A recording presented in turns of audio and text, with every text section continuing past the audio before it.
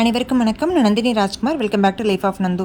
இன்றைக்கி நம்ம கத்தாழையும் வேப்பலையும் வச்சு ஒரு சோப் பண்ண போகிறோம். இந்த சோப் எப்படி பண்ணுறது, மெஷர்மெண்ட்லாம் எப்படின்னு சொல்லி பார்க்கலாம்.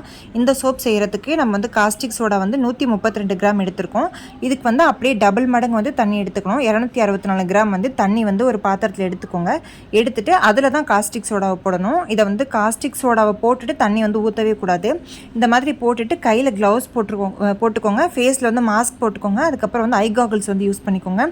சேஃப்டியாக பண்ணணும். இது கூடவே காஸ்டிக் சோடாவை கொஞ்சம் கொஞ்சமாக போட்டு நல்லா மிக்ஸ் பண்ணிக்கோங்க. இந்த மாதிரி ஃபஸ்ட்டு மிக்ஸ் பண்ணும்போது நல்லா பால் மாதிரி வரும். அதுக்கப்புறமா நல்லா மிக்ஸ் ஆனதுக்கப்புறமா நார்மலான தண்ணி எப்படி இருக்குமோ அதே மாதிரியே வரும். தண்ணி நீங்கள் ஆர்ஓ வாட்டர் இல்லைனா டிஎம் வாட்டர் எடுத்துக்கலாம். ஆனால் போர் வாட்டர், சால்ட் வாட்டர்லாம் எடுத்துக்கக்கூடாது.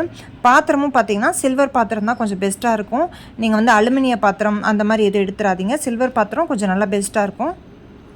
இப்போ பார்த்தீங்கன்னா இந்த தண்ணி பார்த்தீங்கன்னா நல்லா நார்மல் வாட்டர் எப்படி இருந்துச்சோ அதே மாதிரி ஆயிடுச்சு. காஸ்டிக் சோடா பார்த்தீங்கன்னா நல்லாவே டிசால்வ் ஆயிடுச்சு. இதை நீங்கள் பண்ணும்போது வடிகட்டிக்கலாம். சப்போஸ் காஸ்டிக் சோடா சின்ன சின்ன பார்ட்டிகல்ஸாக இருந்துச்சுன்னா அது கரெக்டாக இருக்கும்.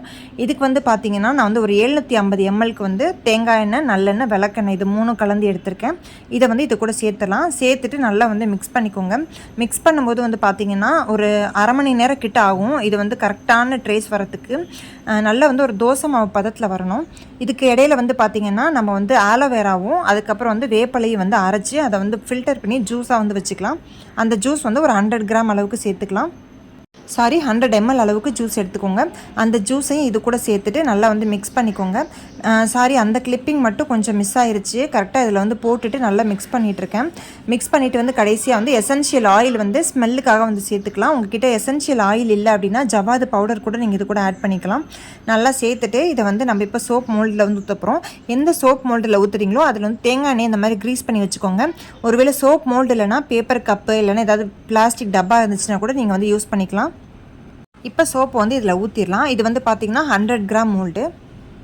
சோப்பை ஊற்றிட்டு ஒரு 1 டே டிஸ்டர்ப் பண்ணாமல் அப்படியே வச்சிட்டோம் அப்படின்னா சோப் நல்லாவே செட் ஆகி வந்துடும். இந்த சோப் நம்ம உடனே யூஸ் பண்ண முடியாது. ஒரு 40 நாள் கிட்ட நம்ம க்யூரிங்கில் வச்சுட்டு அதுக்கப்புறமா தான் இந்த சோப் யூஸ் பண்ண முடியும்.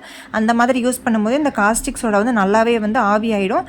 சோப் அதே மாதிரி க்யூரிங்கில் வைக்கும்போது நல்லா காத்தோட்டமாக வைக்கணும். மூடி போட்டு மூடாமல் நல்லா காத்தோட்டமாக ஓப்பனில் வச்சோம் அப்படின்னா நல்லாவே 40 நாளில் க்யூரிங் ஆகிடும். இந்த சோப்பை கண்டிப்பாக நீங்களும் ட்ரை பண்ணி பாருங்கள். ஒருவேளை ட்ரை பண்ண முடியாதவங்களுக்கு இந்த மாதிரி ஹேண்ட்மேட் சோப்ஸ் தேவைப்பட்டுச்சு அப்படின்னா வாட்ஸ்அப் நம்பர் கொடுத்துருக்கேன். அதில் நீங்கள் காண்டாக்ட் பண்ணலாம். நம்மக்கிட்ட நிறைய வெரைட்டிஸில் ஹேண்ட்மேட் சோப்ஸ் இருக்குது. வாட்ஸ்அப் பண்ணிங்க அப்படின்னா கண்டிப்பாக எல்லா லிஸ்ட்டையும் கொடுப்போம். உங்களுக்கு தேவைப்பட்ட சோப் நீங்கள் ஆர்டர் பண்ணி வாங்கிக்கலாம். இதை ஊற்றிட்டு அப்படியே ஒரு 1 டே விட்டுட்டிங்க அப்படின்னா நல்லாவே மோல்டில் செட் ஆகி வந்துடும். இப்படி சைட்ஸில் எடுத்து பார்த்தீங்கனாலே தெரியும், நல்லா ஒட்டாமல் வந்திருக்கும். இப்போ நம்மளோட சோப் ஃபுல்லாகவே ரெடி ஆகிடுச்சு. இதை 40 நாள் க்யூரிங்கில் வச்சுட்டு நம்ம யூஸ் பண்ணிக்கலாம். நம்ம இது கூட வேப்பலை ஆட் பண்ணியிருக்கனால ஒரு லைட் க்ரீன் மாதிரி தெரியுது. இதுவே நம்ம வெறும் ஆலோவேரா வச்சு பண்ணோன்னா அது ஒயிட் கலராக தான் இருந்திருக்கும். இதே இந்த மாதிரி ஒரு பிளேட்டில் எல்லாத்தையுமே எடுத்து வச்சிடலாம். எடுத்து வச்சுட்டு நல்லா காத்தோட்டமாக இருக்கணும். காத்தோட்டமாக வச்சுட்டு நீங்கள் 40 நாள் கழித்து யூஸ் பண்ணிக்கலாம். இந்த சோப் பார்த்தீங்கன்னா நம்ம சின்ன குழந்தைங்கலேருந்து பெரியவங்க வரைக்கும் எல்லாருமே குளிக்கலாம். ரொம்பவே நல்லது. சோத்து கத்தாழையும் நம்ம உடம்புக்கு ரொம்ப நல்லது. அது கூடவே வேப்பலை சேர்த்துருக்கனால பார்த்தீங்கன்னா இன்னுமே நம்ம ஸ்கின்னுக்கு ரொம்ப நல்லாயிருக்கும். இதில் நம்ம ஆயில்ஸ் நல்லெண்ணெய், விளக்கெண்ணெய், அதுக்கப்புறம் தேங்காய் எண்ணெய் இது 3மே கலந்துருக்கனால ரொம்பவே நல்லது. காஸ்டிக் சோடா இந்த க்யூரிங் பீரியடில் அது எவாபரேட் ஆகிடும். அதனால் அதை பற்றி நம்ம பயப்பட வேணாம்.